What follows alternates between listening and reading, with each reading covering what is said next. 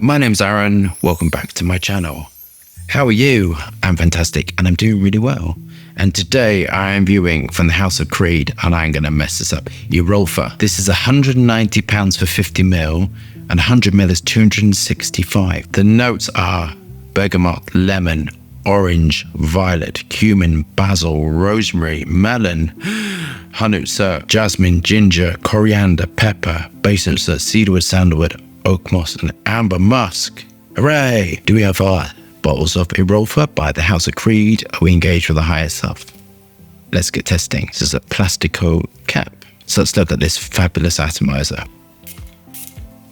Nice. So this is keeping with their House of Creed, giving you that sort of elegance, giving you light, airy, lots of sillage to it. This one's going to be gone off my skin quick, but I kind of think with the House of Creed, you're not going to go there for something long lasting and monstrous. You're going to go something for light, airy, linen-like. That's kind of what I think about them, that light, airy thing. This is like nice. It smells clean, fresh, sweet, beautiful amount of naturals in it. It's got the very linen, snappy thing to it.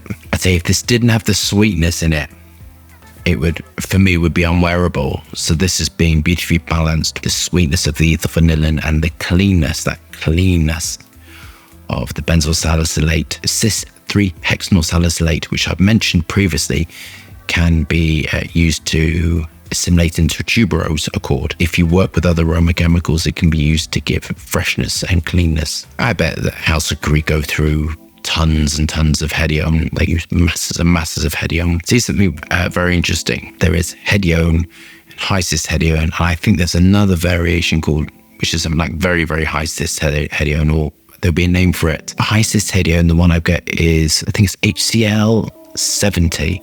And that means 70% of it is the cis version, and it's been highly purified. You can smell the difference actually. Hedione isn't very expensive, petrochemicals based, and obviously goes through chemical altering to become Hedione. But the difference between, for me personally, between Hedione and highis Hedione is quite amazing for what they do. And for me personally, I can detect highis Hedione, and I actually really like it as a raw material, supposedly to Hedione. So I made the decision last year to start using highis Hedione in pretty much everything, apart from the 30ml range, which I'm going to start using the Hedione in.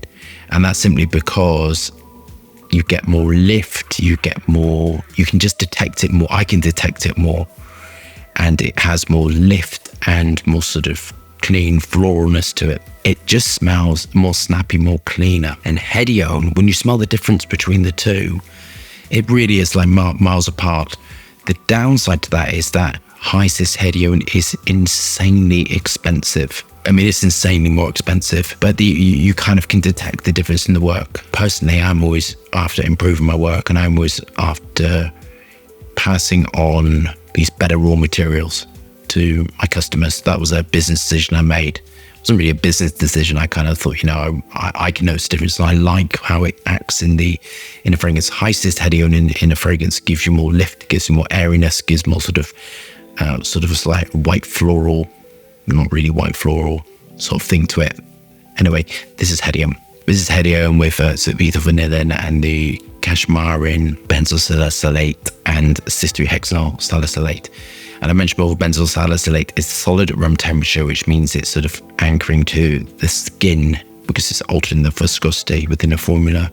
Hannibalide, giving you that metallic, this is sort of metallic sweetness to it. It makes me think, and I don't know if maybe this is wrong, but it makes me think of like a cologne. Colognes I think of as not just if it's an EDT, EDP or whatever. And that's not how I think of them. I think of how they're constructed. Actually, lots of Hedione, citruses, not particularly musk heavy, light and airy. So I'm thinking of this as more as a like cologne, fresh linen sort of feel to it. This has been constructed to give you that fresh floral feel to it as well. And that is the lily of the valley raw materials, which I've spoken lots and lots about. And they're indispensable within this. So this is giving you latrilis and other aroma chemicals to give the feeling of fresh linen, sort of other niche musks as well, to make this sort of smell smooth and soft. And to my final thoughts. I think this is great. I think it's lovely. The price is insane though.